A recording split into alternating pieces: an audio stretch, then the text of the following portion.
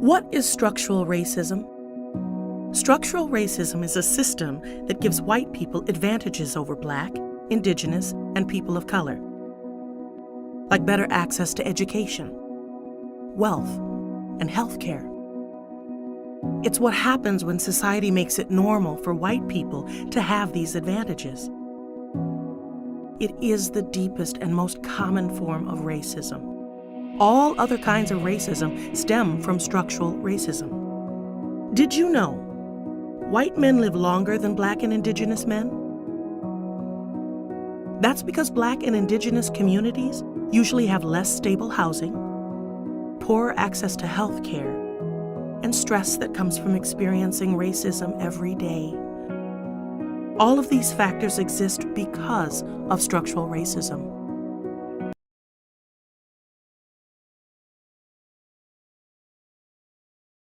In our contemporary moment, the kind of hip thing that people like to do is to say, we're being colorblind. We're not going to pay attention to race.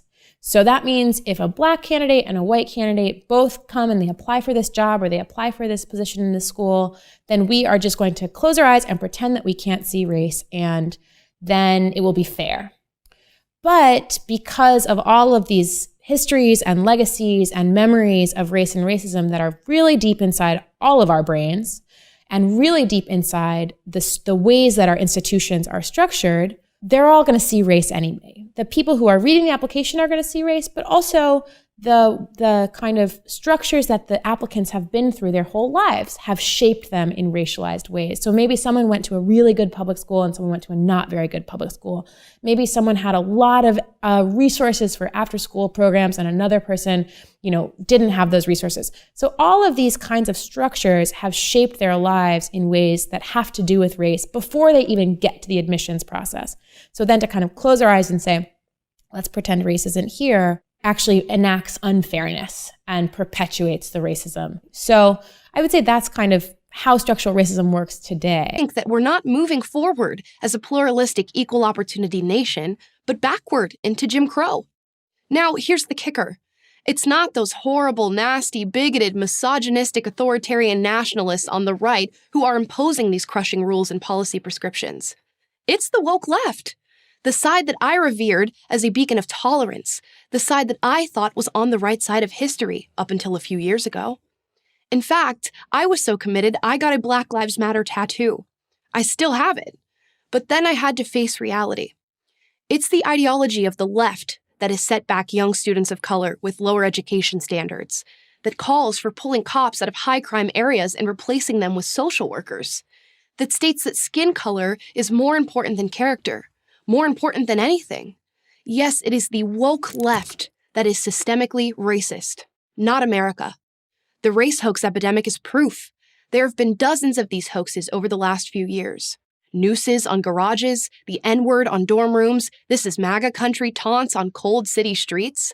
Virtually every one of them has been faked. The demand for racism exceeds the supply. If racism against Black people or any other minority group was rampant, you wouldn't have to fake it to convince people how bad things are. Did anyone fake racism in the South in the 1950s? But there is so little now that the race-obsessed woke left has manufactured unconscious racism and microaggressions to fool people into believing America is systemically racist. That's not to say racism doesn't exist. Of course it does. There will always be small-minded people, but their numbers are as small as their minds. And in case you're thinking of George Floyd, please know that even Minnesota's leftist attorney general admitted the incident had nothing to do with Floyd being Black. My father and millions of Africans didn't immigrate to America so that they could live in a racist society. They immigrated so that they could have opportunities that were only available to them here. So, to all the leftists out there, I understand why you believe what you believe. I was once one of you, but it's time to ask yourself some questions.